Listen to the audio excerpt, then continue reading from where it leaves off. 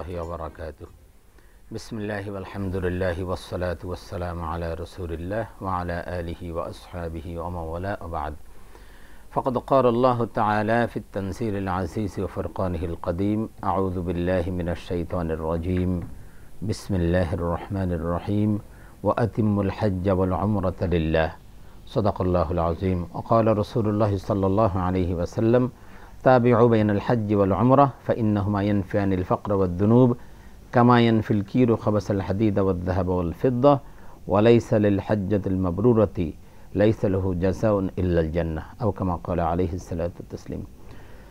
সুপ্রিয় দর্শক শ্রোতা, কাছে দূরে বিশ্ব জুড়ে যে যেখান থেকে আমাদেরকে দেখছেন, আপনাদের সকলকে আন্তরিক প্রীতি, শুভেচ্ছা ও স্বাগত জানিয়ে শুরু করছি আপনাদের প্রিয় চ্যানেল বাংলা ভিশনের প্রিয় অনুষ্ঠান প্রাত্যহিক জীবনে ইসলাম জিজ্ঞাসা ও জবাব। প্রিয় দর্শক, আপনিও চাইলে আমাদের অনুষ্ঠানে সরাসরি অংশগ্রহণ করতে পারেন। সেজন্য আমাদের স্কুলে যে নাম্বারগুলো আছে সেখান থেকে আপনাকে ফোন করতে হবে।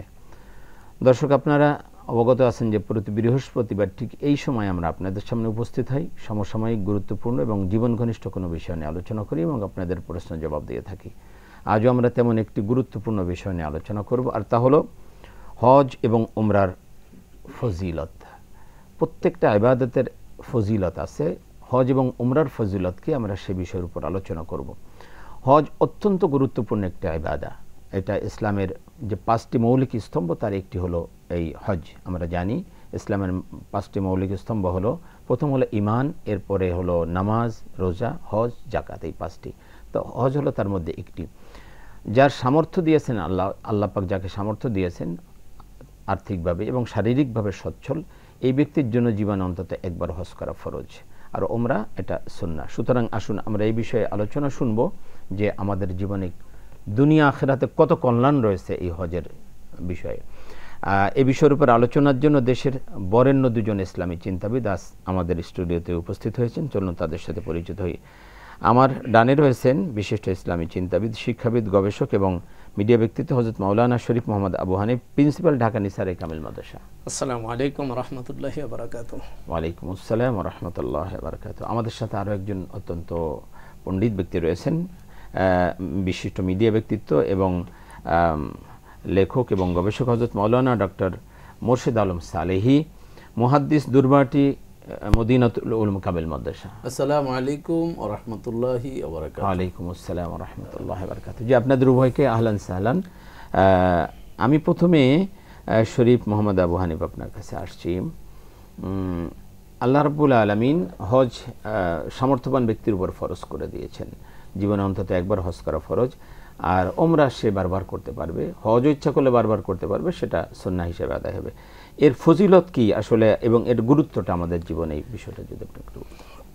ধন্যবাদ। হজ হচ্ছে উম্মাতুল ইসলাম, অর্থাৎ ইসলামের সর্বোচ্চ চূড়া বা মিনার। কারণ হজের মধ্যে ইসলামের আরও যে 4টি ইবাদত আছে, সলাত, সোম, যাকাত, হজ, এর মধ্যে কিন্তু হজে বান্দার সর্বোচ্চ ত্যাগ, দৈহিক এবং আর্থিক, দুটা ত্যাগের সমন্বিত রূপ হলো হজ। আর হজের ব্যাপারে আল্লাহ সুবহানাহু ওয়া তাআলা যখন তার প্রিয় খলিল ইব্রাহিম আলাইহিস সালাতু সালামকে দিয়ে কাবাঘর তৈরি করালেন, তখন ইব্রাহিম আলাইহিস সালাতু সালামকে আল্লাহ পাক নির্দেশ দিয়েছেন, ওয়াযিন ফিন নাস বিল হজ্জ ইয়াতুকা রিজালা ওয়া আলা কুল্লি দামির ইয়াতিনা মিন কুল্লি ফাজ্জিন আমিক লিয়াশহাদু মানাফিআ লাহুম। তা আল্লাহ রাব্বুল আলামিন যখন হজের ঘোষণা দিয়েছেন ইব্রাহিম আলাইহিস সালামের কণ্ঠে, তখনই কিন্তু আল্লাহ রাব্বুল আলামিন এর গুরুত্বটাও ইঙ্গিত করেছেন যে এই হজে দূর দূরান্ত থেকে, যেই রাস্তার শেষ নেই, কুল কিনারাহীন এত দূর দূরান্ত রাস্তা থেকে লোকেরা চলে আসবে এই কাবার আঙ্গিনায়। তাহলে এখানে একটা বিশাল আকর্ষণের ব্যাপার আছে। ইব্রাহিম আলাইহিস সালাম যে দোয়াটা করছেন, ওয়াজআল আফইদাতাম মিনান নাসি তাহবি ইলাইহিম, যে আল্লাহ তুমি মানুষের অন্তরগুলাকে, কিছু মানুষের অন্তরকে এমন করে দাও যেন তারা পাগল পারা হয়ে এই কাবার আঙ্গিনায় চলে আসে। তো ইব্রাহিম আলাইহিস সালামের সেই দোয়া, আল্লাহ রাব্বুল আলামিনের সেই আহ্বান, নির্দেশ আজ কিন্তু যুগের পর যুগ, শত শত সহস্র বছর যাবৎ আমরা সেই বাস্তবতার দৃশ্য দেখে আসছি। মানুষ কত পাগল হয়ে যায়। ইমানদার মানেই, প্রত্যেকটি ইমানদার নরনারীর মনে একটা প্রত্যাশা থাকে, আল্লাহ জীবনে একবার হলো তোমার কাবাঘরটা দেখাইও দেখা শুধু। এটা আরেকটা বিষয় আপনি যেটা বলছেন যে হাজার হাজার বছর ধরে আমরা যদি দেখি যে 1450 বছর আল্লাহর হাবিব সাল্লাল্লাহু আলাইহি সাল্লামের এই জিন্দেগি বা এই 1450, তার আগেও কিন্তু হজ হতো, অর্থাৎ জাহিলি যুগেও কিন্তু মানুষ হজ করত। ইব্রাহিম আলাইহিস সালাতু ওয়াস সালাম যে কাবাঘর পুনর্নির্মাণ করলেন, এরপর থেকে যে হজ হচ্ছে, এর আগেও তো আমরা যদি এটা বলি যে বাবা আদম আলাইহিস সালাতু ওয়াস সালাম যখন পৃথিবীতে আসলেন, আসার পরে মক্কা থেকে তিনি আনমনা হাঁটতে হাঁটতে একসময় ইয়েতে চলে আসছিলেন, আমরা শ্রীলঙ্কা বলি বা হিন্দ বলি, এখান থেকে কিন্তু বাবা আদম আলাইহিস সালামের মনে প্রচণ্ড আগ্রহ তৈরি যে আবার তিনি কাবাঘরে হজ করবেন, এবং তিনি পায়ে হেঁটে হজে রওনা হয়েছেন, এবং ওইটা ছিল মানব ইতিহাসের প্রথম হজ, যেই হজে বাবা আদম আলাইহিস সালাতু ওয়াস সালামকে হুদুদে হরমে আল্লাহর অসংখ্য অগণিত ফেরেশতারা তাকে স্বাগত জানানোর জন্য প্রস্তুত ছিল। আমি একটা ফোন নিয়ে আপনার কাছে আসবো। জি দর্শক, আসসালামু আলাইকুম। ওয়ালাইকুম আসসালাম। কে বলছেন, কোথা থেকে বলছেন? জি, আমি চট্টগ্রাম থেকে মোহাম্মদ হাসান বলছিলাম। জি, আপনার প্রশ্ন। জি, আমার প্রশ্ন দুইটা আসলে একই সূত্রে গাঁথা প্রশ্ন দুটোটা। আপনারা তিনজন এখানে অভিজ্ঞ আলেম আছেন, আসলে এটা আমার ওই জানার দিন তো ইচ্ছে আর কি, কিন্তু হ্যাঁ বলেন আপনি প্রশ্ন বলেন। জি, বলতেছিলাম যে আমরা মনে করেন সামাজিক ভাবে আমরা মানুষ বসবাস করি, এখানে অনেকজন আছে, যে আমার চাচা, খালা, ফুফু, অমুক সমুক সবাই আছে না। জি, তো মনে করেন আমার বাপ মারা গেল, বাপ মারা গেছে যে মনে করেন 10 বছর আগে, তারও 20 বছর আগে আমার দাদা মারা গেছে। ওনারা এখানে দুনিয়াতে যে ছেলে এবং এই হিসেবে ছিল, খবর যাওয়ার পর কি একজনের সাথে একজনের দেখা সাক্ষাৎ হয় কিনা? জি, প্রথম প্রশ্ন এটা। আর দ্বিতীয় প্রশ্নটা হচ্ছে যে মৃত মানুষ, আমি সচরাচর যেটা বা ওয়াজ মাহফিলে যেটা শুনেছি, মৃত মানুষ নিজের জন্য দোয়া করতে পারে না, হ্যাঁ, কিন্তু দুনিয়ায় যারা আছে আত্মীয় স্বজন তাদের জন্য তারা দোয়া করতে পারে কিনা এবং করতে পারলে কবুল হয় কিনা? জি, আপনি আমাদের সাথে থাকুন, ইনশাআল্লাহ জবাব দেব। জি, দুটি প্রশ্ন রয়েছে, আপনি যদি প্রশ্ন দুটি শুনেছেন। প্রথমত বলতেছে যে আমাদের আত্মীয় স্বজন যারা মারা গেছে পূর্বের, তারা পরস্পর দেখা হয় কিনা তাদের মাঝে। জি, আর আমওয়াত মানে মৃত ব্যক্তিদের আত্মাগুলা, তারা যারা ইল্লিয়িন আছে তাদের পারস্পরিক দেখা সাক্ষাৎ খুবই সহজ। ইল্লিয়িন মানে যারা জান্নাতে আছে, আবার যারা জাহান্নামে আছে তাদেরও পারস্পরিক দেখা সাক্ষাৎটা সাধারণত হয়ে থাকে। আর আমরা জীবিত ব্যক্তি যখন মৃত ব্যক্তিকে স্বপ্ন দেখি, এটাও কিন্তু আত্মিক সংযোগের কারণে, এটা রুহানি সংযোগের কারণে দেখা সাক্ষাৎ হয়ে থাকে। সুতরাং তারা পারস্পরিক দেখা সাক্ষাৎ ইল্লিনে যারা আছে জান্নাতে তাদের সাক্ষাৎ সেখানে হয়, আর যারা সিজ্জিনে আছে তাদের দেখা সাক্ষাৎও সেখানে পারস্পরিক হয়। তারপরে আরেকটা রিওয়ায়াতে আছে যে কবরে যখন মৃত ব্যক্তিকে দাফন করা হয়, তখন তার আশেপাশের কবরবাসীরা তার কাছে দুনিয়াবাসীদের খোঁজ খবর নেওয়ার জন্য আসে, এবং তারা তাকে করে যে আমরা তো তোমার চোখের সামনে মৃত্যুবরণ করে আসলাম, আমাদের mৃত্যু থেকে তুমি কেন শিক্ষা নিলা না, আজকে এই পরিস্থিতি। তারা তাদেরকে ওইভাবে করে বলতে থাকে এবং দেখা সাক্ষাৎ হয়। আর দ্বিতীয় যে প্রশ্নটা করেছেন যে মৃত ব্যক্তি জীবিতদের জন্য দোয়া করে কিনা, আসলে এটা না, আমাদেরকে হাদিসে রাসূলুল্লাহ সাল্লাল্লাহু আলাইহি ওয়াসাল্লাম শিক্ষা দিয়েছেন মাইয়েতের মাগফিরাত কামনা করার জন্য, মাইয়েতের জন্য দোয়া করার জন্য। একটা হাদিস আছে যে জীবিত ওয়ারিসেরা যখন মৃত ব্যক্তির জন্য কোনো কিছু সাদাকা করে বা কোনো দোয়া পড়ে, তখন সওয়াব রেছানি করে, এটা আল্লাহ রাব্বুল আলামিন তার কবরে রুহে পৌঁছে দেওয়ার পরে তারা আনন্দিত হয়, এবং তারা খুবই আনন্দ উল্লাস প্রকাশ করে যে আমার ওয়ারিসেরা আমাকে ভুলেনি, আমার আত্মীয় স্বজন আমাদেরকে ভুলেনি, আমরা তাদের থেকে এই হাদিয়া পেয়েছি। এই হাদিয়াটা কিন্তু তারা পায়, পাওয়ার পরে তারা আনন্দ প্রকাশ করে আল্লাহ রাব্বুল আলামিনের কাছে, তাদের সেই আনন্দ প্রকাশটা, এবং তারা আল্লাহর কাছে তাদের আবেদন করে তাদেরকে যাজায় খায়ের দেওয়ার জন্য। এই যাজাটা কিন্তু মূলত ওই মাইয়েতের দোয়ার কারণেই হবে, বা তারা করলে হবে না করলে হবে না এমনটা না। আল্লাহ রাব্বুল আলামিন ওই আমরা মৃত ব্যক্তিদের জন্য দোয়া করলে বা সওয়াব রেসনে কিছু করলে সেটার যাজা কিন্তু আল্লাহর পক্ষ থেকে আমরা পেয়ে থাকি। জি, আমি আপনার কাছে আবারও আসবো ইনশাআল্লাহ। আমি ডক্টর মোর্শেদ আলম সালেহী আপনার কাছে আসছিলাম। আমাদের প্রিন্সিপাল স্যার যেটা বলছিলেন যে আদম আলাইহিস সালাম থেকে আসলে হজের এই যাত্রা শুরু হয়েছে এবং অদ্যাবধি এটা চলছে। হজের এই যে গুরুত্বপূর্ণ একটা ইবাদা, এটা ফায়দাটা যদি আপনি বলেন যে আসলে। ধন্যবাদ সুযোগ উপস্থাপক। আসলে দুইফুর রহমান আল্লাহর মেহমানরা কিন্তু হজে পৌঁছেছেন বাইতুল্লাহর কাছে এবং অনেকে যাচ্ছেন। তো আমরা আসলে হজ কেন করি, হজ শব্দের অর্থই কিন্তু হচ্ছে ইচ্ছা করা বা সংকল্প করা। তো এই সংকল্পটা কিন্তু শুধুমাত্র নিয়ত করে থেমে থাকলে হয় না, এখানে অনেক আনুষ্ঠানিকতার সাথে জড়িত আছে এবং এখলাসেরও বিষয় আছে।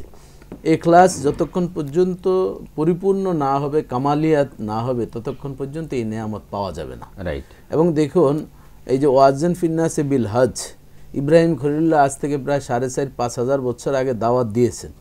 এরপর তিনি বললেন, আল্লাহ তাআলা বলেন আপনি আজান দেন বাইতুল্লাহ। তখন তিনি কার কাছে দিবে? কিছুই তো নেই। তখন আল্লাহ তাআলা বলেন আলাইকাল আজান ও আলাইনাল ইবলাগ, তোমার দায়িত্ব হচ্ছে আজান দেওয়া এই বাইতুল্লাহ আসার জন্য, আর পৌঁছানোর দায়িত্ব হচ্ছে আমার। এই রুহের জগতে যারা যতবার লাব্বাইক বলছেন তারা ততবারই হজ করবেন। আমরা অনেক সময় ঈর্ষান্বিত, এতবার যায় আমি একবারও যেতে পারলাম না। ওই যে ইব্রাহিম আলাইহিস সালামের তিনি ডাকে সাড়া দিয়েছেন। এখন দেখুন আমরা হজে যাচ্ছি, হজের ফায়দা কেমন? রাসূলুল্লাহ সাল্লাল্লাহু আলাইহি ওয়াসাল্লাম এখানে আল্লাহ তাআলার আয়াত দিয়ে আমি শুরু করছি। আল্লাহ তাআলা আমাদেরকে স্পষ্ট জানিয়ে দিয়েছেন আল হজ্জু আশহুরুম মালুমাত, হজের নির্দিষ্ট মাস রয়েছে। কয়টি? 3টি, শাওয়াল, জিলকদ, জিলহজ। এরপর আল্লাহ তাআলা বলছেন যে ফামান ফারাদা ফিহিন্নাল হজ্জা ফালা রফাসা ওয়ালা ফুসুকা ওয়ালা জিদাল। এখানে 3টা জিনিস কিন্তু আবার নির্ধারণ করেছেন।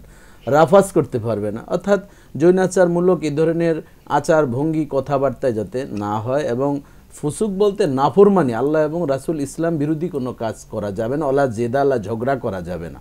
এই যে 3টি পয়েন্ট দেওয়ার পর রাসূলুল্লাহ সাল্লাল্লাহু আলাইহি ওয়াসাল্লাম স্পষ্ট বলছেন, অন্য হাদিসে বলছেন মান হজ্জা ফালাম ইয়ারফুস ওলাম ইয়াফসুক রাজা কামা ওলাদাতু উম্মুহু বাকা ইয়াউমিন ওলাদাতু উম্মুহু। এই 3টি শর্ত যারা মানবে তাদের অবস্থাটা হবে এমন, হজ করে যখন আসবে নিষ্পাপ বাচ্চা, একদিনের বাচ্চা যেমন মায়ের কোলে নিষ্পাপ থাকে তেমনিভাবে সে নিষ্পাপ থাকবে। কিন্তু শর্ত কয়টা? কোরআনে 3টি বলছেন। রফাস করা যাবে না। দেখুন হজ করতে যে আমরা সেখানে অনেকেই আছি যে ইরানি নারীরা কেমন, ফিলিস্তিনি নারীরা কেমন, এই যে বাংলাদেশের নারীদের কম্পেয়ার আমরা করি এবং ছবি তোলা নিয়ে আমরা ব্যস্ত হয়ে পড়ি।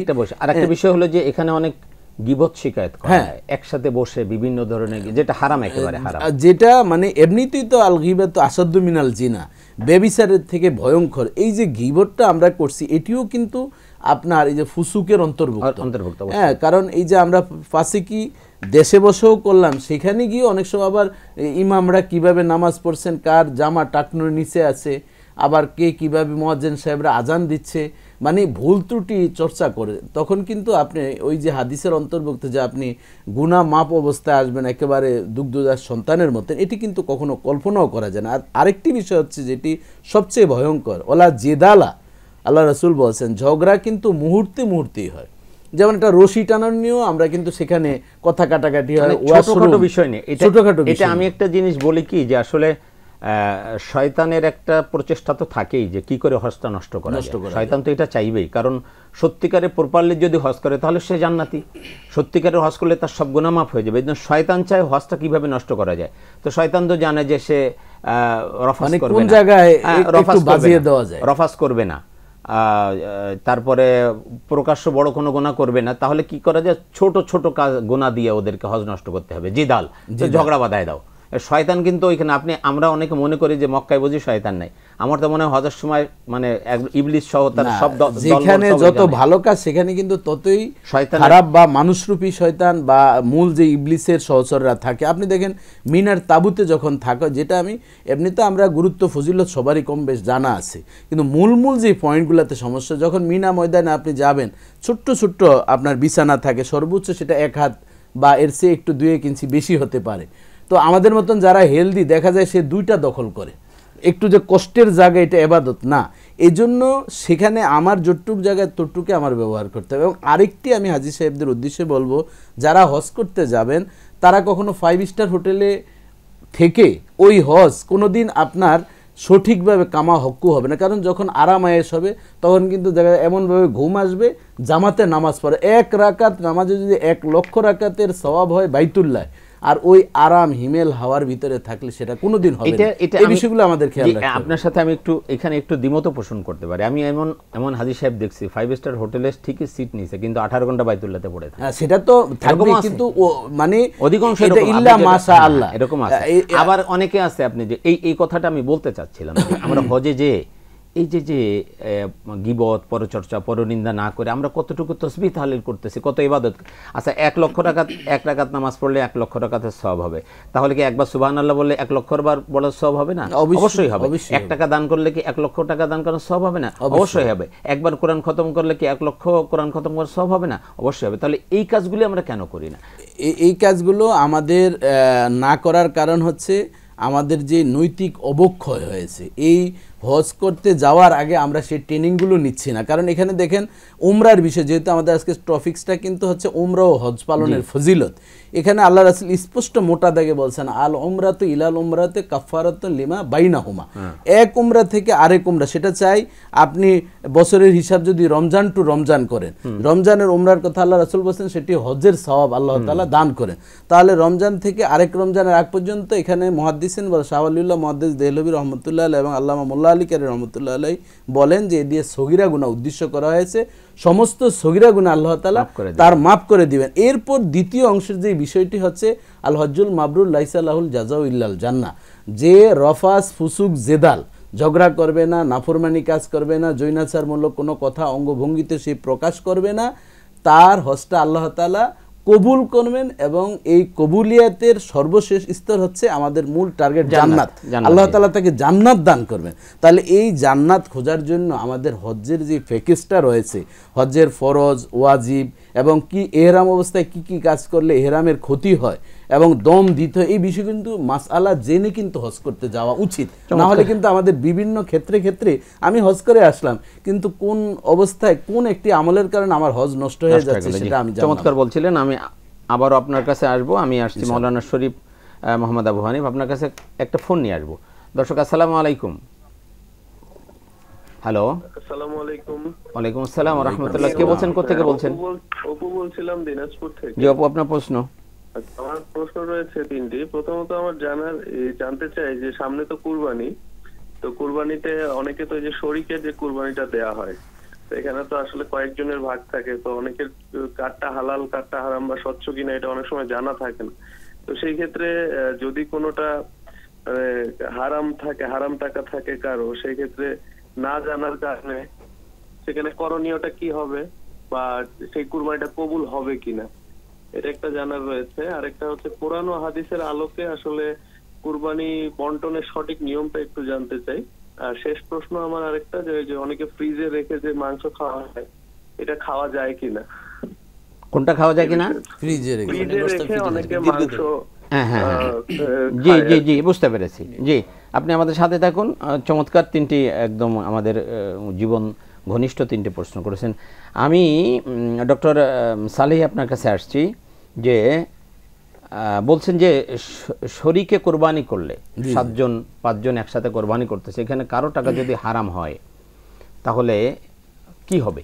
এটা যদি জেনে করে আর না জেনে করে দুইটা। হ্যাঁ, অপু ভাইকে ধন্যবাদ জানাচ্ছি যে তিনি জীবন ঘনিষ্ঠ, এখন আমাদের রিলেটিভ, হজের সাথে এবং কুরবানির কাছাকাছি সময় প্রশ্ন করেছেন। যদি এমন হয় যে না জানেন, তাহলে তো সব জিনিসই না জানার ভিতরে আল্লাহ তাআলার মাপটাও ওইভাবেই আল্লাহ তাআলা করবেন। কিন্তু যদি কোনো রকম জানা থাকে, সেই ব্যক্তি যে কোনো তার খলতমলত বা ত্রুটি আছে তার অর্থ কামাইয়ের ভিতরে, তার সাথে কোরবানি জায়েজ হবে না। মানে একজন শরীকও যদি কোনো রকম সে অন্যায় অবিচারের সাথে জড়িত আছে, তাহলে স্পষ্ট মোটা দাগের কথা হচ্ছে সকল শরীকের কোরবানির গোশত তার জন্য মানে সবার কোরবানি নষ্ট হয়ে যাবে। এই জন্য কোরবানিটা সেনসিটিভ। আমি অনেক সময় বলি যে কিছু না পারেন আপনি একটা খাসি কিনেন, সেটা আপনি দিয়ে দেন। এখন বর্তমান প্রেক্ষাপটে কিন্তু খুব এই বিষয়টা হালাল হারাম তমিজ করার ক্ষেত্রে একা একই কোরবানি দেওয়া সবচেয়ে উত্তম। জি, চমৎকার বলছিলেন। আরেকটা উনি বলছেন যে কোরবানির গোশত আসলে বন্টনটা কেমন হওয়া উচিত? সেটা তো আমরা যদি কোরআনের দিক থেকেও বলি, আল্লাহ তাআলা 3টি ভাগ করে দিয়েছেন কোরআন এবং আল্লাহ রাসূল স্পষ্ট বলছেন। একটি নিজের ভাগ সুন্নাহ পদ্ধতি, আরেকটি হচ্ছে আত্মীয় স্বজন, আরেকটা হচ্ছে প্রতিবেশী গরিব অসহায় দুস্থ যারা আছে। তবে এর ভিতরে যারা আত্মীয় স্বজনের ভিতরে গরিব আছে তারা কিন্তু সবচেয়ে বেশি হকদার। এই জন্য আমরা অনেক সময় আছি যে হ্যাঁ, যদি আমরা আত্মীয়কেও দিব না এবং গরিবদেরকে দিব, কোরবানি কি হবে না? না, অবশ্যই কোরবানি হবে, কিন্তু যে সুন্নাহ পদ্ধতির যে কোরবানি সেটি হবে না। এই জন্য আমরা এই 3টি ভাগ যথাযথ পালন করে দিলেই তাহলে কোরবানিটা কবুল হবে। জি, ধন্যবাদ। আমি আবু হানিফ ভাই আপনার কাছে আসছি। আরেকটা প্রশ্ন রয়েছে আমাদের উপর, যে গোশত ফ্রিজে রেখে যে দীর্ঘদিন খায়, এটা জায়েজ হবে কিনা? জি ধন্যবাদ। রাসূলুল্লাহ সাল্লাল্লাহু আলাইহি ওয়াসাল্লামের জামানায়ও কিন্তু কুরবানির গোশত রাখার নিয়মটা ছিল, তবে সেই জামানায় ফ্রিজ ছিল না, রোদ্রে শুকিয়ে রাখা হতো। একজন সাহাবী, হ্যাঁ সাহাবীরা অনেক সময় দেখা যেত কুরবানির ঈদে বাড়িতে নাই, তারা জিহাদের ময়দানে ছিলেন বা কোনো অভিযানে ছিলেন, অভিযান শেষ করে এসেও ওনারা কুরবানির গোশত খেতে পেতেন। এখানে এরকম কোনো শর্ত নাই যে আসলে দীর্ঘদিন রেখে কুরবানির গোশত খাওয়া যাবে না, যতক্ষণ পর্যন্ত এটা স্বাস্থ্যের জন্য ক্ষতিকর না হয় ততদিন রেখে খাওয়া যাবে, এতে কোনো অসুবিধার কিছু নেই। তবে গরিবদের দিকে তাকানো উচিত। আমি এটা কোরবানি করছি আল্লাহকে সন্তুষ্ট করার জন্য। কোরবানি মানে কি? মানে উৎসর্গ করা, এটা আল্লাহর পক্ষ থেকে জিয়াফতের দিন, সকলেই। সুতরাং আমি নিজে যেমন খাবো, আমার আত্মীয় স্বজন সবাইকে দেব, গরিব মিসকিন যারা আছে তাদেরকে দেবো, একদম সব নিজে ফ্রিজে না রেখে।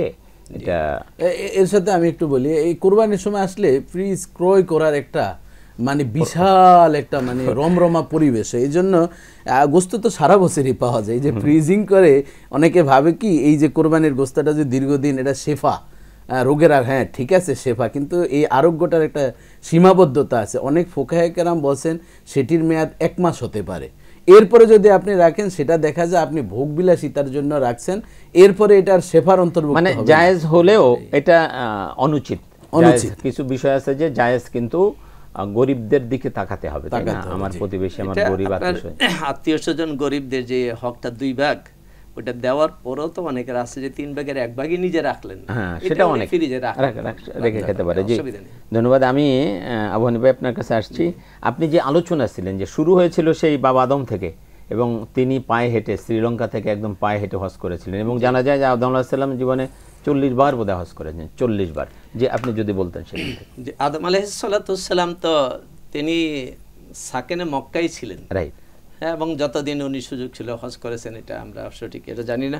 আদম আলাইহিস সালাম থেকে আমাদের নবী মুহাম্মদ রাসূলুল্লাহ সাল্লাল্লাহু আলাইহি ওয়াসাল্লাম পর্যন্ত আল্লাহ পাক যত নবী রাসূল পাঠিয়েছেন সবাই হজ করছেন। হয়তো 2 জন নবীর ব্যাপারে আছে যে তারা তাদের উম্মত নিয়ে ব্যস্ত থাকার কারণে পারেননি, কিন্তু সব নবী আম্বিয়া আলাইহিস সালাম হজ আদায় করেছেন। এবং আমাদের নবী মুহাম্মদ সাল্লাল্লাহু আলাইহি ওয়াসাল্লামের উপর যখন হজের আয়াত আসলো, রাসূলুল্লাহ সাল্লাল্লাহু আলাইহি ওয়াসাল্লাম বললেন যে ফারাদাল্লাহু আলাইকুমুল হাজ্জা ফাহুজ্জু, যে আল্লাহ তোমাদের উপর হজ ফরজ করেছেন, তোমরা হজ করো। তো এখন যে হজ যে করো, রাসূলুল্লাহ সাল্লাল্লাহু আলাইহি ওয়াসাল্লাম বললেন হজটা করার নির্দেশনার পাশাপাশি কিন্তু আল্লাহ পাকও কোরআনে বলছেন হজের উপকারিতা কি, আবার রাসূলুল্লাহ সাল্লাল্লাহু আলাইহি ওয়াসাল্লাম হাদিসে অনেক জায়গায় বলেছেন হজের উপকারিতা কি। কোরআনুল কারিমে তো হজের আয়াত কয়েকটা জায়গায় বিস্তারিত আহকামগুলো এসেছে, এমনকি আপনার জাকাতের আহকাম, সিয়ামের আহকাম, সলাতের আহকাম, যতটুকু বিস্তারিত কোরআনে এসেছে তুলনামূলক হজের মাসালা মাসাইলগুলো কিন্তু সরাসরি কোরআনের আয়াতে এসেছে। এবং সেখানে আল্লাহ পাক বলছেন লিয়াশহাদু মানাফি আলাহুম, তারা হজে আসবে যাতে করে তাদের উপকারিতাগুলো তারা প্রত্যক্ষ করতে পারে। এই উপকারিতাটা কি? এখানে মুফাসসিরিনে কেরাম বলছেন যে উপকারিতাটা হলো মানাফে দিনিয়া ওয়া মানাফে দুনবিয়া, যে এখানে তাদের পার্থিব উপকারও আছে, আবার তাদের ধর্মীয় উপকারও আছে, পারলৌকিক উপকারও আছে। এই যে আমরা এতক্ষণ বললাম যে হজের ব্যাপারে আল্লাহ পাক বলছেন ফালা রফাসা ওয়ালা ফুসুকা ওয়ালা জিদালা ফিল হজ, যে ব্যক্তি ফামাং ফারাদা ফিহিন্নাল হজ্জা, এই সময় যারা হজের ইহরাম বাঁধবে হজে ফুসুক থাকবে না, জিদাল থাকবে না, রফাস থাকবে না। এটা আল্লাহ পাক সতর্ক করে দিয়েছেন। নামাজের ব্যাপারে, সৌমের ব্যাপারে, জাকাতের ব্যাপারে এই প্রসঙ্গগুলো, নেগেটিভ প্রসঙ্গগুলো কিন্তু নেই, কিন্তু হজের ব্যাপারে আছে। কারণ হজটা দীর্ঘস্থায়ী একটা ইবাদত। আমরা সর্বোচ্চ রোজায় কতক্ষণ থাকি? সাহারি থেকে ইফতার পর্যন্ত 15 ঘন্টা 16 ঘন্টা, কিন্তু হজটা কিন্তু 15-16 ঘন্টা হয় না। আজকে আপনার এরোপ্লেন, দ্রুতগামী যানবাহনের কল্যাণে আমরা হজের কাজটা 5-7 দিনে করতে পারি, কিন্তু এর আগে কিন্তু মিকাত থেকে এহরাম বেঁধে হজ করা পর্যন্ত 20 দিন 25 দিন 1 মাসও লাগতো, এবং এই 1 মাস এহরাম অবস্থায় থাকা লাগতো। আর এই এহরাম অবস্থায় কতগুলো কাজ, যেই কাজগুলো অন্য সময় করা বৈধ, কিন্তু এহরাম অবস্থা করা বৈধ নয়। আর বিশেষ করে এই 3টা কাজের ব্যাপারে আল্লাহ সতর্ক করে দিয়েছেন। এই জন্য যে এখন দেখা যায় বাস্তবেই হাজিদের দ্বারা এই 3টা কাজই বেশি হয়। তো এই 3টা কাজ করার কারণে কি হয়, আল্লাহ পাক হজের মধ্যে যে নিয়ামতগুলো রেখেছেন সেই নিয়ামতের অনুভূতিগুলি কিন্তু আমরা পাই না। হজে যে আল্লাহ রসুল যেটা স্পষ্ট বলেছেন, লাইসা আল হাজ্জুল মাবরুর লাইসা লাহু জাযাউন ইল্লা জান্নাহ, যে হজে মাবরুরটা যদি কেউ করতে পারে, অর্জন করতে পারে, হজে হাজি সাহেব লক্ষ লক্ষ হাজিরা যায়, কিন্তু সবার হজ তো মাবরুর হয় না। হজটাকে যদি মাবরুর করা যায় তাহলে তার মাবরুর মানে হলো, মাবরুরটা যদি একটু বলতেন। যে হ্যাঁ বলবো, তার পুরস্কারটা সরাসরি জান্নাত। এখন মাবরুর হজটা অর্জন করার মানে মাকবুল, যেটা আল্লাহ কবুল করেন, নিষ্কলুষ হজ। এর মধ্যে প্রথম শর্ত হইল আল মালুল হালাল, সম্পদটা পবিত্র হতে হবে। আমরা তো আলহামদুলিল্লাহ দীর্ঘদিনের অভিজ্ঞতা দেখেছি, যার হজের অর্থটা হালাল নয়, জেদ্দা যাওয়ার পরেই তার সমস্ত এই বহিঃপ্রকাশ এলোমেলো হয়ে যায়, তার আচরণের মধ্যে অস্বাভাবিকতা আসে। কাবাগরে যাওয়ার পরে আরেক ধরনের, মিনা আরাফাতে যাওয়ার পরে তার মধ্যে পাগলামি বেড়ে যায়, বিভিন্ন ধরনের বহিঃপ্রকাশগুলো আমরা সচক্ষে মানে এই যে পয়সা যে হালাল না, এটা ওখানে বোঝা যায়। তো এক নম্বর হলো তার সম্পদটা হালাল হতে হবে, পবিত্র হতে হবে। 2 নম্বর শর্তটা তার নিয়তটা ইখলাস হতে হবে, লিল্লাহে। আল্লাহ পাক কিন্তু শুরুতে বলছেন ওলিল্লাহি আলান নাসি হিজ্জুল বাইত, হজটা হবে কেবলই মাত্র আল্লাহকে খুশি করার জন্য। ওয়া আতিমুল হাজ্জা ওয়াল উমরাতা লিল্লাহ। আবার আল্লাহ রাসূল বলেন মান হাজ্জা লিল্লাহ ফালাম ইয়ারফুস। সব জায়গায় লিল্লাহিয়াত থাকতে হবে। কারণ আপনারা দেখেন হজে লিল্লাহিয়াতটা সবচেয়ে বেশি নষ্ট হয়। আমরা কিন্তু হজ করার পরে এসেই নামের শুরুতে আলহাজ লিখে দিই। আবার যদি কারো কাছে চিঠি দেওয়া হয় তার নামের শুরুতে আলহাজ না লেখে, তাহলে উনি কিন্তু খুব রাগান্বিত হয় যে আমি কি কম টাকা দিয়ে হজ করছি, আমার নামের আগে আলহাজ আসলো না কেন। একজন হজ করছে, পুরো বাড়ির নাম হয়ে গেছে হাজি বাড়ি। আমরা তো সারা জীবন নামাজ পড়ি, নামাজি বলি। তাই না, এটা আরেকটা, এখন আরেকটা ফিতনা শুরু হয়েছে, সেটা হলো ইহরামের কাপড় পরেই সেলফি তুলে অমনি পোস্ট। এটা তো মারাত্মক অবস্থা। আমাদের ডক্টর সাহেব বলছেন এই যে মোবাইল যে আমাদের প্রজন্মকে ধ্বংস করছে, এই ধ্বংসের মাত্রাটা কাবাগর পর্যন্ত চলে গেছে। রাইট। এমনকি রাসূলুল্লাহ সাল্লাল্লাহু আলাইহি ওয়াসাল্লাম রওজার সামনে উচ্চ স্বরে কথা বলা যাবে না, সেখানে লা তারফাউ আসওয়াতুকুম ফাওকা সাওতিন নবী। আর সেখানে যেখানে আদবের সাথে আল্লাহর রাসূলকে সালাম দেওয়া একটা উম্মতের জন্য এর চেয়ে বড় সৌভাগ্যের কি হতে পারে? আল্লাহ আকবার। সেখানে যে ये तेरा मेराज था कि तू लौहे कलम तक पहुंचा। আল্লামা ইকবাল বলছেন, হে রাসূল, আপনার মেরাজ তো আপনি আল্লাহর আরশে আজিম পর্যন্ত গিয়েছেন, লৌহ কলম জিয়ারত। আমার মেরাজ তো আপনার কদমে যাওয়া। আর সেই সুযোগটা আমরা কত বড় পোড়া কপাল, সেখানে আল্লাহর রাসূলের রওজার সামনে যে আমরা সেলফি তুলে হাজিরা না করো, থামানো যায় না। তারপরে কাবাগরে তওয়াফ করবে, সেখানে তো আল্লাহকে পাওয়ার জন্য। আমরা যে হাজি সাহেবরা যখন ঘর থেকে ইহরামের পোশাক পরে ঘর থেকে বের হন, তখন তো এই অনুভূতিটা আসা উচিত, আমি আজকে আপনজন, পরিবার পরিজন, আমার এই স্ত্রী সন্তান সব রেখে আমি 2টা সাদা পোশাক পরে যাচ্ছি। এটা তো আমার পরকালের যাত্রা তুল্য। পরকালে তো আমার কবরে তো আমার এভাবেই যেতে হবে। সেই যাত্রাটাকে আমরা কত রঙিন করে তুলি। আর বিশেষ করে আপনারা, আমাদের আলহামদুলিল্লাহ 3 জনের অভিজ্ঞতা আছে। অনেকে পরিবার পরিজন, স্ত্রী সন্তান নিয়ে অনেক ভালো, কিন্তু যাওয়ার পরে আবার ওখানে পরিবেশটা সম্পূর্ণ ভুলে যায় যে আল্লাহর কাবাগরে আমি হজে আসছি, এটাই বলে যায়। মানে একটা পিকনিক ভাব চলে আসে, একটা ভাবটা ভিন্ন রকম। আল্লাহ হেফাজত করে। এটা হলো এই জন্য বলছি যে আমাদের আসলে ইখলাস থাকাটা খুব জরুরি। ইখলাস না থাকলে তো আসলে সমস্ত আমল বরং এটা গোনা হয়ে যাবে, শিরিক হয়ে যাবে। আমি একটা ফোন নিয়ে আপনার কাছে আসবো। দর্শক আসসালামু আলাইকুম। হ্যালো, আসসালামু আলাইকুম ওয়া রাহমাতুল্লাহ। ওয়ালাইকুম আসসালাম ওয়া রাহমাতুল্লাহি ওয়া বারাকাতুহু। জি, আপনি কে বলছেন, কোথা থেকে বলছেন? আমি আব্দুল বারী বলছি, বগুড়া থেকে। আব্দুল বারী ভাই, আপনার প্রশ্নটা হচ্ছে ওই যে কুরবানির গোশত যে 3 ভাগ করে 1 ভাগ সমাজে জমা করা হয়, সেখান থেকে গ্রামের ওই গরিব দুঃখী বা যারা কুরবানি দেয় তারাও নেয়, যারা কুরবানি না দেয় তারাও নেয়।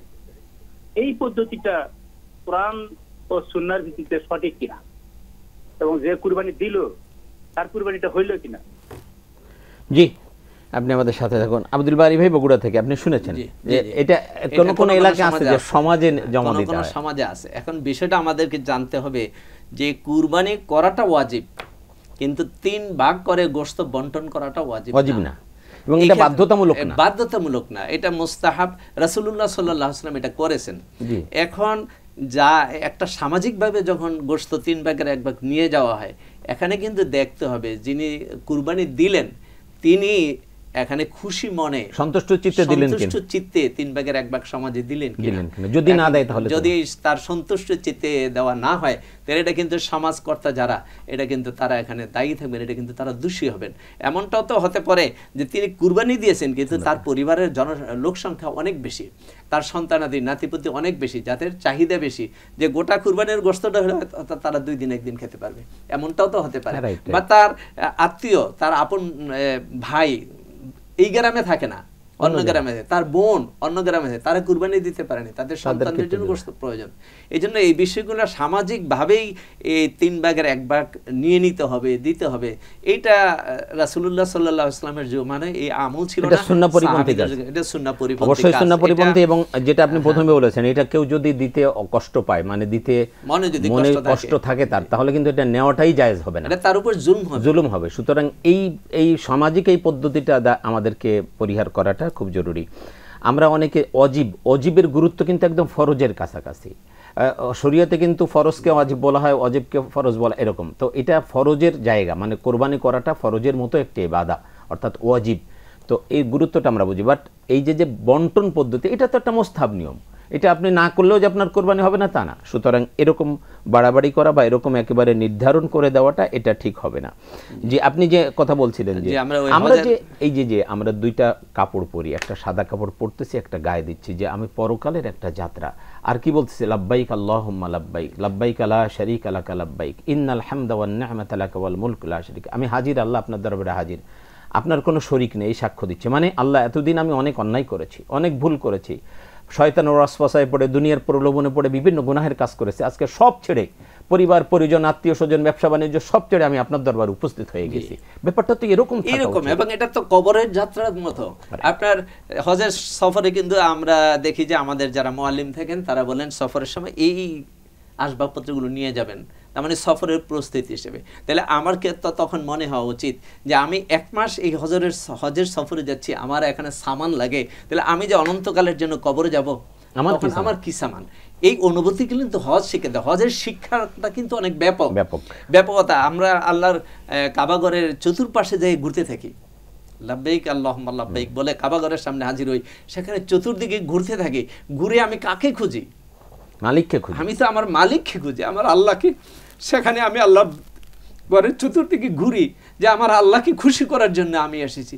কিন্তু সেক্ষেত্রে আমাদের দেখেন, হজ আমাদেরকে কত বড় একটি নিয়ামত আল্লাহ রাব্বুল আলামিন দিয়েছেন। দেখেন, ইসলাম যে পৃথিবীতে একমাত্র শ্রেষ্ঠ ধর্ম, ইসলামই যে সত্য ধর্ম, এটার জন্য তো আল্লাহর কাবা জীবন্ত সাক্ষী, কাবার সামনে জমজম জীবন্ত সাক্ষী। আজকে কাবাঘরে সামনে লক্ষ লক্ষ হাজিরা একত্রিত। হজের মৌসুমে তো কমপক্ষে 40 লক্ষ লোক মক্কায় অবস্থান করে। তারা প্রতিজনে 1 গ্যালন করে পানিও যদি খায় সারাদিনে, কমপক্ষে তাহলে 40 লক্ষ গ্যালন পানি শুধু কাবাঘরের চতুর্দিকে মানুষ খাচ্ছে। কত লক্ষ লক্ষ গ্যালন বাইরে যাচ্ছে এই পাহাড়ের পাথরের মধ্য থেকে। আমি একটা পরিসংখ্যানে দেখেছি, হজের সময় প্রতিদিন 5 কোটি গ্যালন পানি তোলা হয়। সুবহানাল্লাহ, 5 কোটি। কিন্তু 1 ইঞ্চি লেয়ার পানির নিচে নামে না, কখনো নামেও না, উঠে পানির লেয়ার কখনো নিচে নামে না। এই যে জমজম, এই জমজমের দিকে তাকাইলে তাহলে কি আমার মন সাক্ষী দেয় না যে ইসলামই একমাত্র ধর্ম? দেখেন, হজের মাধ্যমে তো এই নিয়ামতগুলো আমরা পাচ্ছি। আমি আলহামদুলিল্লাহ ওই যে রাসূলুল্লাহ সাল্লাল্লাহু আলাইহি ওয়াসাল্লামের বীরে শিফার কথা আমরা শুনি, জি, বীরে শিফার পানি খাওয়ার সৌভাগ্য আমার হয়েছে। আমি অবাক হয়ে গেছি যে রাসূলুল্লাহ সাল্লাল্লাহু আলাইহি ওয়াসাল্লাম একটা মজা মজা এক লবণাক্ত পানিতে ভরা একটা কূপে আল্লাহ রাসূল থুতু মোবারক ফেলেছেন আজ থেকে 1400 বছর আগে। সেই বীরে শেফার পানি এখনো কত সুমিষ্ট, কত যে সুমিষ্ট, এটা ভাষায় বুঝাতে পারবো না। তো এইগুলাতে কি ইমান তাজা হয় না? সেখানে তো আমরা ইমানের চিকিৎসার জন্য যাচ্ছি, সেখানে আমার নামের আগে হাজী সাহেব লিখতে হবে, দুনিয়ার জন্য না, হাজী হয়ে যাবে, আমার সামাজিক স্ট্যাটাস বাড়বে, এই জন্য তো না। আজকে আমি কি বলবো, আমাদের সমগোত্রীয় ভাইদেরকেও তো আমি বলতে চাই যে আপনি হজে যাচ্ছেন, আপনাকে কেন এয়ারপোর্ট থেকে সেলফি তুলে ফেসবুকে দিতে হবে? আপনি মক্কায় আছেন, কেন বারবার জানাইতে হবে যে আমি মক্কায় আছি? আপনি কেন বারবার ফেসবুকে দিতে হবে আমি বাইতুল্লাহর সামনে যে ছবি তুলে ফেসবুকে দিয়ে দিচ্ছেন? ইখলাসের বিপরীত, অবশ্যই বিপরীত। এইজন্য আপনার হজে মাবরুর হইতে হলে ইখলাস থাকতে হবে, রিয়া ব্যতীত, সুমআ ব্যতীত। মানুষ আমাকে দেখুক, মানুষ আমাকে শুনুক আমি হজে গেছি, এগুলা আজকের ফেসবুক এই আমলগুলাকে হজটাকে ধ্বংস করে জি, দিচ্ছে। ধন্যবাদ আপনাকে। আরেকটা শর্ত আমি বলি ভাই, জি। হজের ভিতরে যেমন রফাস ফুসুক জিলাল থাকবে না, পাপ থাকবে না, এমনি হজের পরেও আজীবনের জন্য যদি আরাফাতের ময়দানে তওবা করা যায় যে আমি এই গুনাহগুলো আর করব না, তাহলে সব তাহলেই তার জন্য হজে মাবরুর মাবরুর নসিব পাবে। হবে। জি, চমৎকার বলছিলেন। আমরা একটা ফোন নিয়ে আসবো। দর্শক আসসালামু আলাইকুম। ওয়ালাইকুম আসসালাম ওয়া রাহমাতুল্লাহ। বোন কে বলছেন, কোত্থেকে বলছেন? আমি ফেরদৌসী বলছিলাম দক্ষিণখান থেকে। জি বোন, আপনার প্রশ্ন। আমার প্রশ্নটা, আমি 2000 সনে হজ করেছি। 2000 সনে তো এখন তখন তো বয়স অল্প ছিল, এখন ভুল ভ্রান্তি কতটুকু হয়েছে, এখন আমি কি করে আল্লাহর কাছে মাফ চাবো, কি করে, যদি ভুল হয়ে থাকে তার কি কিছু করণীয় আছে? যদি ভুল করে থাকি হজে আপনার কি কোনো গ্রেট মিস্টেক হয়েছে এরকম মনে হয় আপনার? হ্যালো। না না না, কোনো বিগ মিস্টেক হয় নাই আল্লাহর রহমতে। তারপরে যদি ভুল ভ্রান্তি হয়ে থাকে সেটার জন্য আমি আল্লাহর কাছে তো সবসময় মাফ চাই। তারপরেও যে বোন আপনি আমাদের সাথে থাকুন। যে দক্ষিণখান থেকে আমাদের বোন ফেরদৌসী, উনি ফোন করেছিলেন যে উনি 2002 সালে আল্লাহ ওনাকে হজ করার সুযোগ দিয়েছেন। তো ওনার মনে হয় যে হজ তো করেছে, কিন্তু সেখানে কোনো ভুল হয়ে গেল কিনা, তো এই জন্য আল্লাহর কাছে কিভাবে মাপ চাইবেন এবং আসলে জীবনের পরতে পরতে আমাদের ভুল ত্রুটি হয়ে যায় সেগুলো কিভাবে। ধন্যবাদ বোনকে, যে তার ভিতরে একটা অনুশোচনা বা অনুতপ্ততা দিল সৃষ্টি হয়েছে, এটিও আল্লাহর কাছে অত্যন্ত পছন্দ। এখন বিষয় হচ্ছে যদি ফরজ তরক হয়, যেমন এহরাম বাঁধা, 9 জিলহজ আরাফার ময়দানে অবস্থান করা, তওয়াফে জিয়ারত, যেটা এটি হলে তো হজ হবে না। এছাড়া যদি ঠুনকো কোনো ছোটোখাটো ভুল হয়ে থাকে, ওয়াজিব যদি তরক হয়ে থাকে, দম দেওয়া, এটি স্বাভাবিক নিয়ম। আর এছাড়া স্বাভাবিক কোনো ভুল ত্রুটি হলে এটি আল্লাহ তাআলার কাছে ক্ষমাযোগ্য, কারণ আল্লাহ তাআলা বলছেন লা তাকনাতু মির রাহমাতিল্লাহ, এই জন্য কোনো সমস্যা হবে না। দেখুন আল্লাহ তাআলা তো আমাদের এই যে হজের গুনাহ মাফের জন্যই কিন্তু হজ করা। এখানে একটা জীবন্ত ঘর, ইন্না আউয়ালা বাইতিন উদিয়া লিন্নাসি লাল্লাযী বিবাক্কাতা মুবারাকা ওয়া হুদাল লিল আলামিন, এখানে সারা পৃথিবীর সব মানুষ যারাই এই বাইতুল্লাহর অনুসরণ করবে, অনুকরণ করবে, তাদের জন্য এটা হেদায়েতের মার্কাজ। এবং দেখুন আল্লাহ রাসূল বলছেন যে আব্দুল্লাহে থালাসা, আল্লাহর 3টা দল আছে। আল্লাহর দলের অন্তর্ভুক্ত হওয়া কিন্তু খুব গুরুত্বপূর্ণ বিষয়। এর ভিতরে 2টিই কিন্তু হজ সংশ্লিষ্ট। 1 নম্বরে বলছেন আল গাজী, যারা যুদ্ধের ময়দানে গিয়েছেন, শাহাদাত বরণ করেন না, কিন্তু তারা বিজয়ের ভেসে চলে এসেছেন, আহত অবস্থা বা যেভাবেই হোক তারা এসেছেন। এরপরে 2য় নম্বরটি রাসূলুল্লাহ সাল্লাল্লাহু আলাইহি ওয়াসাল্লাম বলছেন আল মুতামির, এবং যারা উমরা করেন। তাহলে উমরাটাকেও কিন্তু ছোট নজরে দেখা যাবে না। আমরা প্রতি বছর অনেকেই যাচ্ছেন, একটা যদি আমার অ্যাম্বিশন থাকে বা হবি থাকে যে আমি উমরা করতে যাব, এটি কিন্তু দোষের কিছু না। উমরা করলো সেটা আল্লাহর দলের অন্তর্ভুক্ত। এরপরে আল হজ, যারা হজ করতে যাচ্ছেন, তাহলে হজ এবং উমরাকারীরা আল্লাহর দলের অন্তর্ভুক্ত, এটি আমাদের খেয়াল রাখতে। এবং দেখুন এই যে বাইতুল্লাহটাকে আল্লাহ তাআলা কত বড় গুরুত্ব দিয়েছেন। রাসূলুল্লাহ সাল্লাল্লাহু আলাইহি ওয়াসাল্লাম বলেন যে প্রতি রাতে দিনে আল্লাহ তাআলা মিয়াতা ও এশরিনা রহমাতান, 120টি রহমত নাজিল করেন প্রতিদিন এবং রাতে এই বাইতুল্লাহতে। সব সময় 120টি রহমত নাজিল করেন, অবতরণ হতে থাকে। এর ভিতরে দেখেন সেতুনা লিত-তাওয়াইফিন, যারা তাওয়াফ করে তাদের জন্য হলো 60টি রহমত আল্লাহ তাআলা দান করেন। এবং সেই তাওয়াফ যারা 50 বার তাওয়াফ করবে, আল্লাহ রাসূল বলছেন মান তাওয়াফা বিল বাইতে 50 মাররাতান খরাজা মিন যুনুবি কা ইয়াউমিন ওয়ালাদাতহু উম্মুহু, তিরমিজি শরীফের হাদিস, যে 50 বার 60টা চক্কর দিলে একটা তাওয়াফ হয়। এরকম করে যে 50টা তাওয়াফ করবে তার থেকে সমস্ত গুনাহগুলো ঝরে যাবে। মনে হয় যেন সে আজকেই জন্মগ্রহণ করলে একটা নবজাতক শিশুর যেরকম গুনাহমুক্ত থাকে তেমনিভাবে হবে। কিন্তু এখানে দেখেন আমরা মসজিদে আয়েশায় গিয়ে উমরা করা শুরু করি তাওয়াফ বাদ দিয়ে, কিন্তু ওই উমরাটা কিন্তু মুখতাসান লি আয়েশা রাদিয়াল্লাহু তাআলা আনহা, এটা আয়েশা রাদিয়াল্লাহু তাআলা আনহার জন্য আল্লাহ রাসূল নির্দিষ্ট করেছেন। এবং ওইরকম যদি কেউ সমস্যায় পড়ে তাহলে তার জন্য কিন্তু আমরা গড্ডালিকাভাবে দাদা দাদি, নানা নানি, আমার একুল ওকুল শ্বশুর এবং সবার জন্য আমরা করতে থাকি। কিন্তু দেখা যায় হাদিসে স্পষ্ট আছে ওই উমরার চেয়ে তাওয়াফের মর্যাদা কিন্তু সবচেয়ে বেশি। এই জন্য 50 বার আপনি গনে গনে তাওয়াফ করেন এবং বিশেষ করে নিয়ত করে তাওয়াফ করেন, সেটি অবশ্যই আপনি উমরা করতে পারবেন যেই জায়গায় উমরার স্পট রয়েছে, যেখান থেকে ইহরাম বাঁধা, সেখান থেকে উমরা করার কোনো দোষ নেই। এবং সেখানে দেখেন রাসূলুল্লাহ সাল্লাল্লাহু আলাইহি ওয়াসাল্লাম কতগুলো হজের আমরা কেনই বা যাব না, আর সেখানে এই কোরআনের বা আমরা ডকুমেন্টারি টকশোর মাধ্যমে কিন্তু হজ বোঝানো কিন্তু এত সহজ নয়। সেখানে হলো স্পষ্ট প্র্যাকটিক্যাল বিষয়। রাসূলুল্লাহ সাল্লাল্লাহু আলাইহি ওয়াসাল্লাম বলছেন যে 2টি পাথর আছে ইয়াকুতান মিনাল জান্নাহ, জান্নাতি দুটি পাথর। একটি কথা বলছেন আল হাজরুল আসওয়াদ, এটার কিন্তু হাজরে আবিয়াত ছিল, সাদা পাথর। এই বান্দার গুনাহ সুস্তে সুস্তে চুম্বকের মতন সেটি কালো হয়েছে, এখন আমরা এটাকে হাজরে আসওয়াদ বলি। আরেকটি হচ্ছে মাকাম ইব্রাহিম। আমি একটা ফোন নিয়ে এখানে আসছি মাকাম ইব্রাহিম, আমরা কিন্তু সময়ের একেবারে শেষ দিকে চলে এসেছি। অবশ্যই। জি দর্শক আসসালামু আলাইকুম। ওয়ালাইকুম আসসালাম। জি কে বলছেন, কোথা থেকে বলছেন? আমি তোফাজ্জল হোসেন ঝিনাইদহ থেকে বলছি। জি তোফাজ্জল ভাই আপনার প্রশ্ন। আমি দুইটা প্রশ্ন করব। জি প্রথম প্রশ্ন হলো বেতের নামাজে কেরাত জোরে পড়তে হবে না আস্তে পড়তে হবে? জি আর একটা প্রশ্ন হলো যে নবী সাল্লাল্লাহু আলাইহি সাল্লামকে নিয়ে ওসিলা করে দোয়া করা, কোন জায়গায় বলে যাবে কোন জায়গায় যাবে না, এইটা জানতে চাচ্ছি।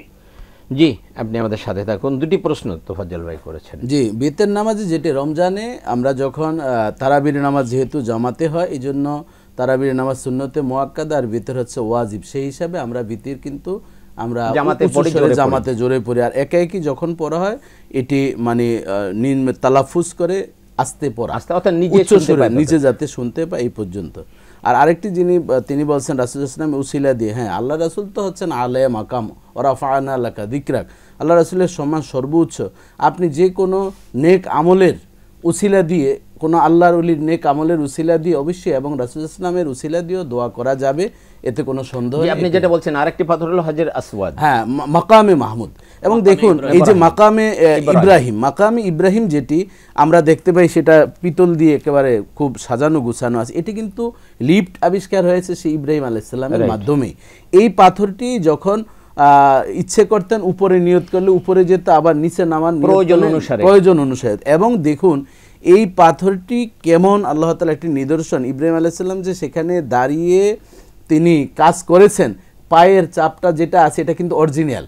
মানে এই লিফটের কথা বলা যায়, এখনকার লিফটের চেয়ে তো ওইটা তাহলে অত্যাধুনিক ছিল, কারণ এখন লিফটে সুইচ দেওয়া লাগে, ওইটা কিন্তু সুইচ দেওয়া লাগে নিয়ত করলেই হতো, শুধু নিয়তের বিষয়। এখানে দেখুন তাহলে এই বিষয়গুলো কিন্তু অত্যন্ত লোভনীয় বিষয়। এই জন্য আমি বলছি ওই টিভির মনিটরে এই লেকচার দিয়ে কিন্তু বোঝানো সম্ভব নয়, সেখানে আপনার যেতে হবে। এবং দেখুন আরও মজার বিষয় হচ্ছে আমরা অনেক সময় এই যে জমজমের পানি বলি, যেমন আমি আমার কথা বলি, আমার একটা বিশেষ রোগ সমস্যা ছিল।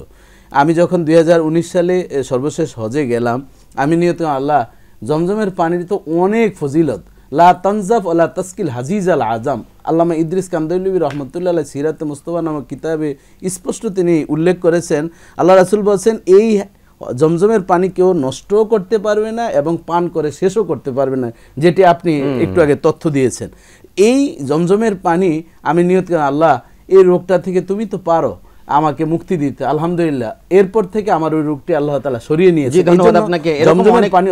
অনেকে অনিয়া করছে, আমার নিজের এরকম অসুস্থ ছিল, আল্লাহর মাধ্যমে মাফ করে দিয়েছেন। তো আসলে এটা বরকতপূর্ণ একটি বিষয়, আল্লাহ পাক এর মধ্যে এমন বরকত রেখেছেন যে নিয়তে খাবে আল্লাহ সেটা, এবং খাদ্যের যতগুলো উপাদান সবগুলো কিন্তু আল্লাহ তাআলা পানীয় এবং খাবার। জি ধন্যবাদ আপনাকে। আমি আপনার কাছে আসছি আবু হানিফ ভাই, আপনার কাছে একটা হাদিস আমরা যেটা আমি শুরুতেও বলেছিলাম যে তাবিউ বাইনাল হজ্জ ওয়াল উমরা ফাইন্নাহুমা ইয়ানফিয়ানিল ফাকর, অর্থাৎ আল্লাহ বলছেন তোমরা হজের সাথে উমরা করে এই দুইটা জিনিস তোমাদের মধ্যে থেকে দুইটা জিনিস দূর করে দেবে, একটা হলো দারিদ্রতা দূর করে দেবে আর একটা গুনাহ দূর করে দেবে। যেমনি ভাবে আগুন লোহার মধ্যে থেকে মরিচিকা এবং স্বর্ণরৌপ্যের মধ্যে থেকে খাদ বের করে দেয়। আপনি এটা যদি বলতেন সংক্ষেপে। জি হাদিসটা তো আপনি বললেনই, রাসূলুল্লাহ সাল্লাল্লাহু আলাইহি ওয়াসাল্লামের জবান থেকে নির্গত এমন কোনো কথা আজ পর্যন্ত ভুল প্রমাণিত হয়নি। আমরা বাস্তবেও দেখি আল্লাহ পাক তার যেই বান্দাকে হজ করার তৌফিক দিয়েছেন, হজ উমরা করার তৌফিক দিয়েছেন, হজ করার পরে আজ পর্যন্ত কেউ গরিব হয়ে গেছে, এটা দেখা যায় না, অর্থনৈতিক দুরবস্থায় পড়ছে এমনটা দেখি না, বরং হজ করে আসার পরে দেখি অর্থনৈতিকভাবে তার বরকত আরো বেড়ে যায়। এটাই বাস্তব। আর দুনিয়ার এই বরকত যেহেতু বেড়ে যায়, তাহলে অদৃশ্য যেই সংবাদটা আল্লাহর নবী দিয়েছেন যে গুনাহ মাফ হয়ে যায়, নিশ্চয় ওইটাও গুনাহ মাফ হয়ে যায়। এবং একজন হাজি যখন হজ এর সফরে কি হজ উমরা শেষ করে, তার যদি অর্থ হালাল হয়, তার হজগুলো যদি নিয়মিতভাবে রাসূলুল্লাহ সাল্লাল্লাহু আলাইহি ওয়াসাল্লামের সুন্নাহ পদ্ধতিতে হয়। আমার এক আপা যে বললেন যে 2000 সনে হজ করছেন, ওনার বাহ্যিক কোনো ভুল হয় নাই, নিশ্চয়ই আল্লাহ রাব্বুল আলামিন তার হজ কবুল করছেন। এই কবুল করার কারণে আজও তার অন্তরের মধ্যে একটা অন্তর্জ্বালা আছে যে আর না জানি আমার হজটা কবুল হলো কিনা। এই যে ভীতিটা, এটাই হজ্জে মাবরুর হওয়ার আরেকটা আলামত। তো এখন হজ্জে মাবরুর যখন হয় তখন কিন্তু মন থেকে একটা সাক্ষ্য আসে, মনের ভিতর থেকে একটা অন্তর্দৃষ্টির আওয়াজ আসে, নিজেকে জান্নাতি জান্নাতি মনে হয়, এবং এটা তার চালচলন, তার আচার আচরণও পরিবর্তন হয়ে যায় এবং একটা পরিচ্ছন্ন জীবন পেয়ে যায়। অনেকেই হজ আলহামদুলিল্লাহ থেকে আসার পরে যদি তার জীবন পরিবর্তন হয়ে যায় তাহলে বুঝতে হবে যে এই লোকটা হজ কবুল হয়েছে। আর আগের মতোই যদি হয়, আগের মতোই ঘুষ খাইতেছে, সুদ খাইতেছে, আগের মতোই সবকিছু চলতেছে, মালের মধ্যে ভেজাল দিচ্ছে, মানুষকে ঠকাচ্ছে, জুলুম নির্যাতন করতেছে, বুঝতে হবে যে আসলে এই আলামতটা আমরা সাধারণত দেখি যারা শিক্ষা দিকে একটু কম এবং একটু দরিদ্র শ্রেণী, তাদেরই পরিবর্তনগুলো আলহামদুলিল্লাহ অনেক বেশি হয়। জি, ধন্যবাদ আপনাদের উভয়কে, আপনারা অনেক মূল্যবান কথা বলেছেন। প্রিয় দর্শক, আমরা অনুষ্ঠানের একেবারে শেষ প্রান্তে চলে এসেছি। আসলে হজ এমনই একটা ইবাদত, এটার ফজিলত এত বেশি, এটা বর্ণনা করে শেষ করা যাবে না। এই জন্য আল্লাহ বলছেন লিয়াশহাদু মানাফিআ লাহুম, তোমাদের এখানে এসে দেখা উচিত, তোমরা এখানে আসো আর দেখো। আল্লাহ বলছেন তাদের এখানে দেখা উচিত কি পরিমাণ কল্যাণ এখানে আছে। সুতরাং আমরা বলে শেষ করতে পারবো না, বলে বুঝাতেও পারবো না। যাদেরকে আল্লাহ পাক তৌফিক দিয়েছেন তাদের ওখানে যে রিয়েলাইজ করতে হবে যে আসলে কত কল্যাণ এখানে রয়েছে। এটা আমি একটা কথা বলে থাকি যে বাইতুল্লাহ দেখার সাথে সাথে আপনার মধ্যে যে আপনার আবেগ সৃষ্টি হবে, এটা তো ভাষা দিয়ে কেউ বুঝাতে পারবে না, কোনো আলেম, কোনো কবি, সাহিত্যিক এটা বুঝাতে পারবে না। আল্লাহ রসুল সাল্লাল্লাহু আলাইহি ওয়াসাল্লামের রওজার পাশে আপনি যখন দাঁড়াবেন আর সালাম দিবেন, ওইটার যে একটা আবেগ তৈরি হবে, এটা কেউ ভাষা দিয়ে বোঝাতে পারবে না। এই জন্য আল্লাহ পাক বলছেন যে তাদের এখানে আসা উচিত এবং দেখা উচিত কি পরিমাণ কল্যাণ এখানে তাদের জন্য রয়েছে। আমরা দোয়া করি আল্লাহ পাক সকলকে, যারা শুনছেন, যারা দেখছেন, সকলকে আল্লাহ পাক বাইতুল্লাহ জিয়ারত করার তৌফিক দান করুন, সকলকে আল্লাহ পাক হজ করার তৌফিক দান করুন। এবছর যারা হজে যাচ্ছেন, আল্লাহ সকলকে হজ্জে মাবরুর নসিব করুন। আল্লাহ পাক আমাদের প্রত্যেককে ইহরামের কাপড় পরার আগে, মানে মৃত্যু অর্থাৎ কাফনের কাপড় পরার আগে আল্লাহ পাক আমাদের সকলকে ইহরামের কাপড় পরার তৌফিক দান করুন। আপনাদের সকলের ইহকালীন পরকালীন কল্যাণ কামনা করে আজকের মতো বিদায় নিচ্ছি। আল্লাহ হাফিজ। আসসালামু আলাইকুম ওয়া রাহমাতুল্লাহি ওয়া বারাকাতুহু।